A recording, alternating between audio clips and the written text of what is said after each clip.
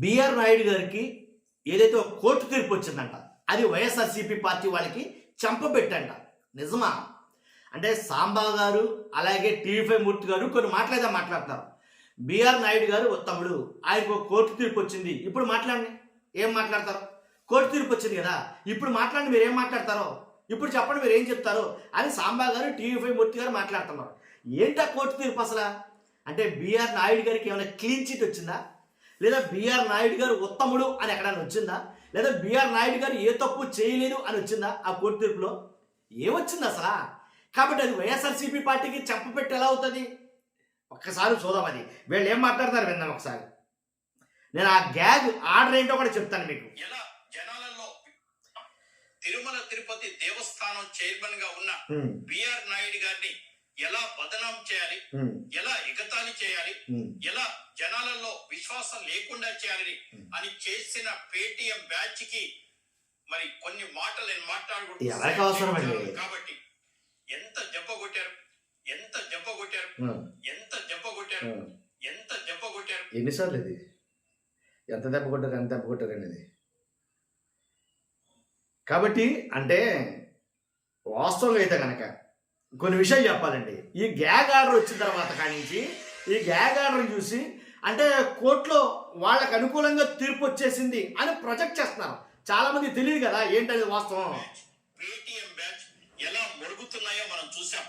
ఎలా మరి వీడియోలు సృష్టించి డీప్ ఫేక్ వీడియోలు సృష్టించి మరి హిందువుల్ని ఎంత మోసం చేస్తున్నారో మనం చూసాం. తిరుపతి దేవస్థానం చైర్మన్ గా ఉన్న బిఆర్ నాయుడు గారిని ఎలా బదనాం చేయాలి, ఎలా ఎగతాళి చేయాలి, ఎలా జనాలలో విశ్వాసం లేకుండా చేయాలని అని చేసిన పేటిఎం బ్యాచ్ కి మరి కొన్ని మాటలు నేను మాట్లాడకూడదు, శాటిలైట్ ఛానల్ కాబట్టి. అసలు పేటిఎం బ్యాచ్ అంట, అసలు దానికి పైగా హిందువులకి మనోభావాలు దెబ్బతిన్నాయంట. దానికి బిఆర్ నాయుడు గారు బెడ్రూమ్లో ఆ వీడియోకి వీటన్నిటికి సంబంధం ఏంటి నాకు తెలియగట్టారు అసలు సాంబా గారు. అసలు వాటికి సంబంధం ఏంటి? ఆయన చేసిన పనికి హిందువులకి సంబంధం ఏంటి? అయ్యో ఎంత దెబ్బ కొట్టారు. ఇవాళ హైదరాబాద్ కోర్టు స్పష్టమైన తీర్పు ఇచ్చింది. గ్యాగ్ ఆర్డర్ ఇవ్వటమే కాదు. ఎవరు దెబ్బ కొట్టారు ఎంతగానే? ఎంత దెబ్బ కొట్టారో చూసారా, ఎంత దెబ్బ కొట్టారో చూసారా, ఎంత దెబ్బ కొట్టారో చూసారా అన్నారు కదా ఈయన. ఎవరు దెబ్బ కొట్టారు? అసలు ఆ వీడియో ఎలా వచ్చింది? ఆ వీడియో ఎవరు రిలీజ్ చేసి ఉంటారు? అక్కడ ఉన్నది ఇద్దరు వ్యక్తులు, ఒకరు బిఆర్ నాయుడు గారు, వేరే మహిళ, వాళ్ళిద్దరే ఉన్నారు. వాళ్ళిద్దరు ఉండగా ఏంటి మూడో వ్యక్తి ఎవరుంటారు? అయితే ఆవిడ తీయించుండాలి ఆ వీడియో. బిఆర్ నాయుడు గారి కోసం ఆవిడ తీయించుండాలి ఆ వీడియో, లేదా థర్డ్ పర్సన్ ఎవరో అక్కడ ఉండి వీడియో తీయాలి, అంతే కదా. కాబట్టి ఎవరు చేస్తారు ఈ పని? వాళ్ళ ఇంట్లో వాళ్ళు ఎవరో చేసి ఉండాలి. ఈయన మీద వాళ్ళ ఇంట్లో వాళ్ళే ఎవరో చేసి ఆ వీడియోని బయటపెట్టి ఉండాలి, అంతేని ఎవరికి సంబంధం ఆ వీడియో బయట పెట్టడానికి? న్యాయమూర్తి గారు, మహిళా న్యాయమూర్తి గారు ఆశ్చర్యపోయారు. ఈ సమాజంలో ఇటువంటి ఫేక్ వీడియోలు, ఫేక్ న్యూస్ క్రియేట్ చేసి ఏం చేద్దాం అనుకుంటారు? ఇది మీరు నోటీస్ చేయాలా. మహిళా న్యాయమూర్తి గారు ఆశ్చర్యపోయారంట. ఎలాంటి ఫేక్ న్యూస్లు, ఎలాంటి ఫేక్ వీడియోలు చేసి అసలు వాళ్ళు అన్నారా ఆ మాట? ఫేక్ వీడియో అది ఫేక్ న్యూస్ అని చెప్పారా? తెలిసి చెప్పారా మాట? ఎందుకు వచ్చింది జరలేదు. జీవితం ఏంటి అని వ్యాఖ్యానించడమే కాకుండా స్పష్టమైన ఆదేశాలు కూడా ఇచ్చారు.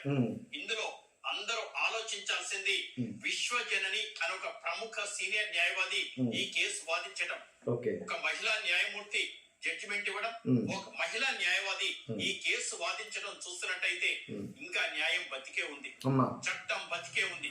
ఫేక్ గాళ్ళు తోక ముడిచి పారిపోవాల్సిన పరిస్థితి వచ్చింది.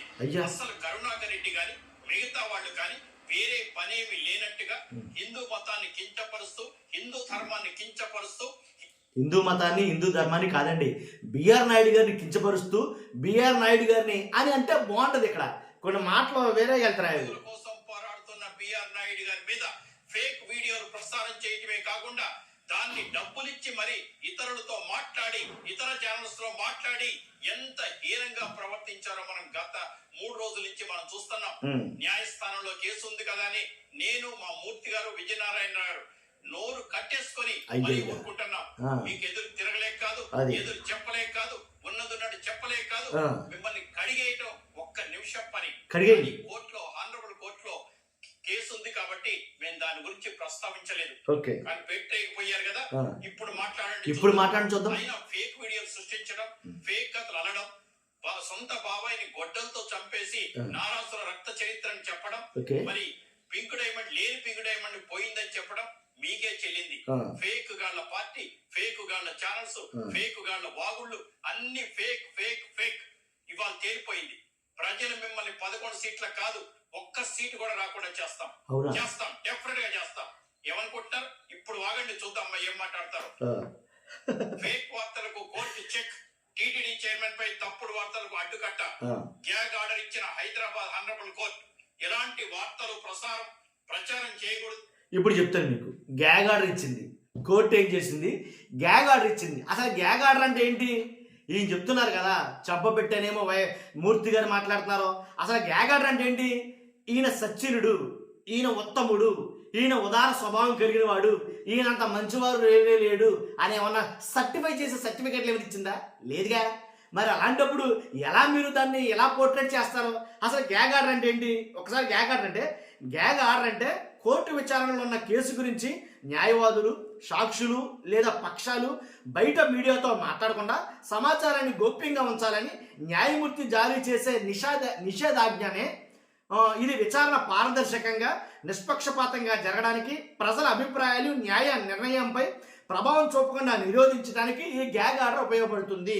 ఇది గ్యాగ్ ఆర్డర్ అంటే. గ్యాగ్ ఆర్డర్ యొక్క ముఖ్య అంశాలు ఏంటి? అసలు దాని ఉద్దేశం ఏంటి? సున్నితమైన కేసులలో బాధితులు, సాక్షులు లేదా నిందితుల హక్కులను రక్షించడం మరియు మీడియా ప్రచారాన్ని అడ్డుకోవడం. మీరు ఆల్రెడీ కేసు ఉంది కాబట్టి మీరు ఎక్కడ కూడా బయట మాట్లాడొద్దు, ఈ వ్యవహారం గురించి ఎక్కడా కూడా చెప్పొద్దు, దీని ప్రస్తావన తీసుకురావద్దు. ప్రస్తుతానికి మీరు అలా ఉండండి. ఈ కేసు విచారణ దశలో ఉంది, దీన్ని మేము విచారిస్తున్నాం, ఏంటనేది తేలిన తర్వాత, పూర్వపరాలు తేలిన తర్వాత అప్పుడు మాట్లాడదు. కానీ అప్పటి వరకు మాట్లాడకుండా సంయమనం పాటించండి అని ఒక ఆర్డర్ ఇవ్వడానికి గ్యాంగ్ ఆర్డర్ అని అంటారు. కాబట్టి నిషేధం ఏంటి? కేసు వివరాలను కానీ ప్రెస్ కాన్ఫరెన్స్లో, సోషల్ మీడియా లేదా పబ్లిక్ ఇంటర్వ్యూల ద్వారా వెల్లడించకూడదు. ఇది కేసులో ఏదైతే వివరాలు పొందుపరిచారో ఆ వివరాలని. అంతేకాదు, ఇది సాధారణంగా కేసులో నేరుగా పాల్గొనే వారికి, వాది, ప్రతివాది, న్యాయవాదులకు వర్తిస్తుంది. ఎవరికి వర్తిస్తుంది? వాది, ప్రతివాది, న్యాయవాదులకి. ఈ గ్యాగ్ ఆర్డర్ కూడా ఇలా ముగ్గురికి వర్తిస్తుంది. అర్థమైందా మీకు క్లియర్గా? ఎవరైతే వాది ఉన్నారో, తర్వాత ప్రతివాది ఉన్నారో, తర్వాత న్యాయవాదులు ఉన్నారో వాళ్ళకి మాత్రం వర్తిస్తుంది ఈ గ్యాగ్ ఆర్డర్. ఇలాంటి గ్యాగ్ ఆర్డర్ ఇవ్వడం వల్ల అంటే సోషల్ మీడియాలో ఏదైతే కథనాలు వస్తున్నాయో, ఈయన గురించి సోషల్ మీడియాలో వీడియోలు ఏదైతే పొంకానుగా వస్తున్నాయో ఆ వీడియోలు తప్పని కానీ, ఆ వీడియోలు ఫేక్ అని కానీ, ఆ వీడియోలు డీప్ ఫేక్ అని కానీ, ఆ వీడియోలు ఏ అని కానీ కోర్టు ఎక్కడ నిర్ధారించలా. అవి తప్పు వీడియోలని నిర్ధారించలా. మీరు ఏదైతే ప్రసారం చేస్తున్నారో ఆ వీడియోను ప్రస్తుతం ఆపండి. ఎందుకని? ఆల్రెడీ చట్టం పరిధిలో ఉంది, కోర్టు కేసు నడుస్తున్నప్పుడు ఇలాంటి కుదరదు, ఏంటంటే కేసును ప్రభావితం చేయొచ్చు అనే ఉద్దేశంతో చెప్పే ఒక ఆర్డర్ అంతవరకు ఇది. కాబట్టి ఆల్రెడీ ఏదో మేము దూకేసాం, పైకి మంటల నుంచి తేలొచ్చేసాం, మేము కాలేదు అని అంటే కుదరదు ఇక్కడ. కాబట్టి ఖచ్చితంగా ఏంటి అసలు ఈయన సత్యలత ఏమైనా నిరూపించబడిందా అని అంటే ఏం లేదుగా. ఇప్పుడు ఏమి సర్టిఫై చేయలేదు కదా కోర్టు. కానీ మీరు మంచోళ్ళు, అసలు లేనిపోయింది మీ మీద లేనిపోయిన అభండాలు వేస్తున్నారు అని చెప్పడానికి. కాబట్టి దీన్ని పట్టుకుని, గ్యాగ్ ఆర్డర్ని పట్టుకుని ఏదో సర్టిఫై చేసినట్టుగా గ్యాగ్ ఆర్డర్ని పట్టుకుని ఇంకేముంది? కోర్టు చెప్పేసింది ఆయన గురించి ఏం మాట్లాడద్దు, కోర్టు చెప్పేసింది ఆయన నిజాయితీ పరుడని, కోర్టు చెప్పేసింది ఆయన నిక్కచ్చని అని ఎక్కడైనా ఉందా? మరి మీరెందుకు ఇలా బాకాలు ఊదేస్తున్నారు? కానీ గ్యాగ్ ఆర్డర్కి మీరు చెప్పే మాటలే సంబంధం ఏంటి? ఆ సంబంధం లేదు కదా. కాబట్టి దాన్ని ఎలా ముడిపెడతారో అంటే దీన్ని వైఎస్ఆర్సీపీకి చెంపబెట్టండి, వైసీపీలు చెంపబెట్టి ఎలా అవుతుంది? ఇది ఒక వైఎస్ఆర్సీపీ పార్టీ వాళ్ళే మాట్లాడుతున్నారా దీని గురించి? బిఆర్ నాయుడు గారి ఉదంతం ఏదైతే ఉందో దాని గురించి వైఎస్ఆర్సీపీ పార్టీ వాళ్ళే మాట్లాడుతున్నారా? లేదు కదా. రాష్ట్రం మొత్తం ప్రజలంతా మాట్లాడుకుంటున్నారు. దాంట్లో అన్ని పార్టీలు వారు ఉన్నారు, అందరూ ఉన్నారు. అసలు రాజకీయానికి సంబంధం లేనటువంటి వాళ్ళు చాలా మంది మాట్లాడుకుంటారు. కాబట్టి ఎలాగైంది? ఒక పార్టీకి వృద్ధాలనుకుంటాం ఇలాంటి అంశాలు కూడాను.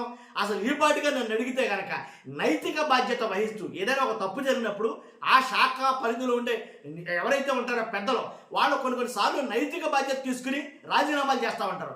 నన్ను అడిగితే కనుక నిజంగా సచ్యులుడు అయితే కనుక ఎలాగైతే ఇప్పుడు ఢిల్లీ ముఖ్యమంత్రి నైతిక బాధ్యత తీసుకుని బయటకు వచ్చేసి వేరే ముఖ్యమంత్రి నియమించాడో అలాగా నైతిక బాధ్యత తీసుకుని ఈ చైర్మన్ రిజైన్ చేసి బయటకు వచ్చేసి తన ఏదైతే నిజాయితీని నిరూపించుకుని అప్పుడు మళ్ళా పదవి చేపట్టాలి. అది కదా అసలు విధానం అంటేని. అది కదా అప్పుడు కదా మీరు మాట్లాడాల్సింది. ఇదేంటిది ఇప్పుడు ఏదో మీకేదో కోర్టు మీకేదో ఉత్తములని ప్రూఫ్ సర్టిఫికేట్ సర్టిఫికేట్ ఇచ్చినట్టు మాట్లాడతారండి. అసలు గ్యాగ్ ఆర్డర్ అంటే ఇది కదా అసలు విషయం. అయ్యో ఏం జరుగుతుందంటో అదే ఎవరికి నచ్చినట్టుగా ఎవరికి తోచినట్టుగా వాళ్ళు మాట్లాడుకున్నారు. సరే చూస్తున్న మీరు అందరూ కూడా గ్యాగ్ ఆర్డర్ అంటే ఇదండి. మీ అభిప్రాయం అంటే కామెంట్ రూపంలో తెలియజేయండి. ఫస్ట్ అయితే లైక్ చేయండి. ఓకేనా? Thank you very much.